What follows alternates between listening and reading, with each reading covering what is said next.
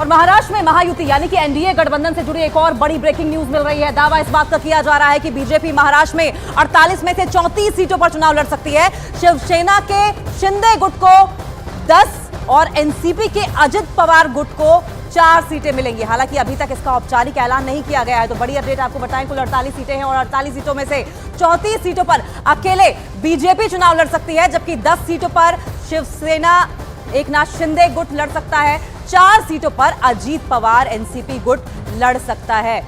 तो ये seat sharing का जो फॉर्मूला है सूत्रों के हवाले से वो हम आपको बता रहे थे कि ये इक्वेशन हो सकती है महायुति में क्या फॉर्मूला फाइनल हुआ है आपको एक बार ग्राफिक्स के जरिए बताते हैं कि कौन सी पार्टी कितनी सीटों पर चुनाव लड़ेगी। बीजेपी 34 सीटों पर चुनाव लड़ सकती है, वहीं शिवसेना शिंदे गुट जो है वो 10 सीटों पर चुनाव लड़ सकता है, वहीं एनसीपी अजीत पवार गुट जो है वो 4 सीटों पर चुनाव लड़ सकती है। कुल 48 सीटें हैं और ऐसे में इस बात का ध्यान रखा गया है कि कौन से जिताऊ उम्मीदवार कहां से लिए जाएंगे। लेकिन बीजेपी ने इस बात का ध्यान रखा है कि मैक्सिमम सीटों पर वो चुनाव लड़े। और अगर मुंबई की खासकर बात की जाए तो 6 में से 5 सीटों पर खुद बीजेपी लड़ेगी और उसके बाद एक सीट जो है वो शिवसेना शिंदे गुट को दी जाएगी। लेकिन बीजेपी 34, शिवसेना 10 और एनसीपी अजीत पवार गुट को 4 सीटें दी गई है। और सीधा हम रुक कर लेंगे, हमारे सहयोगी विवेक जुड़े हैं। विवेक, ये जो सीटों के बंटवारे की इक्वेशन दिखाई दे रही है, इसे समझाइए जरा। अंकिता, देखिए महाराष्ट्र में कुल 48 सीटें हैं और जिस तरह से अनुमान लगाया जा रहा था कि बीजेपी सबसे ज्यादा सीटों पर लड़ेगी, क्योंकि 2019 में जब वो उद्धव गुट के शिवसेना के साथ थे तो जो 23 सीटें बीजेपी ने जीती थी और 18 सीटें शिवसेना ने जीती थी। तो वही इक्वेशन फिर से बनाई जा रही है और कोशिश की जा रही है कि जो पुराना शिवसेना के साथ साथ जो नई शिवसेना बनी है शिंदे गुट के साथ, तो कम से कम महाराष्ट्र के 48 सीटों में से जो मिनिमम बीजेपी और महायुति का टारगेट है कि 45 सीटों को जीता जाए। इसी वजह से अब इस पूरे फार्मूले को लगभग इसको प्रिंट आउट इसको जो पूरी तरह प्लान में बना दिया गया है कि महाराष्ट्र के 48 सीटों में से 34 सीटों पर बीजेपी लड़ने वाली है, 10 सीटों पर शिंदे कैंप लड़ेगी और 4 सीटों पर अजीत पवार की एनसीपी गुट लड़ेगी।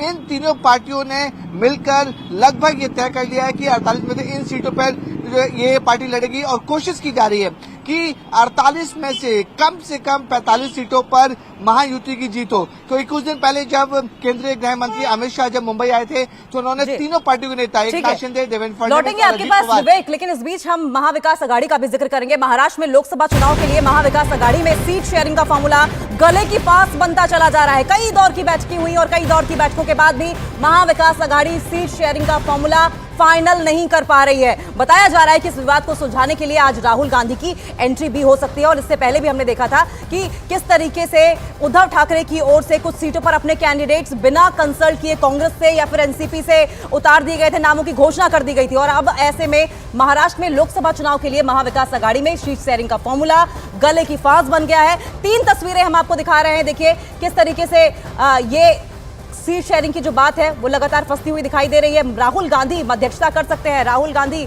अब एंट्री कर सकते हैं, समस्या का समाधान निकालने की कोशिश करेंगे।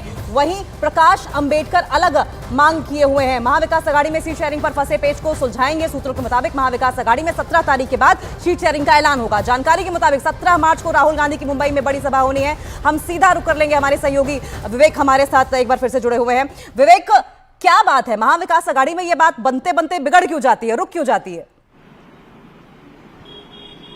देखिए अंकित, ये महाविकास अघाड़ी में लोग दावा करे, जाके संजय राउत दावा करे कि पूरा फॉर्मूला पे सीट शेयरिंग का फॉर्मूला पे लगभग बात तय हो चुकी है। लेकिन उन्हीं के गुट के दूसरे नेता हैं जो प्रकाश अंबेडकर और जो बाकी नेता, उन्होंने बोला कि कोई बात नहीं बनी है, सारी बात अभी भी उलझी हुई है। यानी कि देखिए मैराथन मीटिंग हुई और लगभग 1 महीने से महाविकास अघाड़ी की जितनी भी पार्टियां हैं, जहां उद्धव गुट की बात कर रहे हैं, शरद पवार गुट की बात कर रहे हैं या कांग्रेस की बात कर रहे हैं, ये तीनों पार्टियों के नेता बड़ी बड़ी मीटिंग करते हैं, लेकिन मीटिंग का हल और लोकसभा सीट का जो कितना सीट शेयरिंग होगा उसका हल नहीं निकल पा रहा है। इसमें जो बहुजन विकास अघाड़ी के जो नेता है प्रकाश अंबेडकर, उन्होंने दावा किया था कि वो 15 से 17 सीटों की मांग कर रहे हैं, लेकिन महाविकास अघाड़ी इतनी सीटें देने के उनके इच्छुक में नहीं है। मामला यहीं फंसा हुआ है। देखिए उद्धव गुट, शरद पवार गुट और कांग्रेस, इन तीनों के बीच सीट बंटवारे को लेकर लगभग फॉर्मूला तय हो चुका है। सिर्फ और सिर्फ प्रकाश अंबेडकर जो इतनी ज्यादा सीटें मांग रहे हैं उसको लेकर मामला फंसा हुआ है। यही वजह है कि चारों पार्टियों के बीच में खिचड़ी बनी हुई है और कुछ भी तय नहीं हो पा रहा है।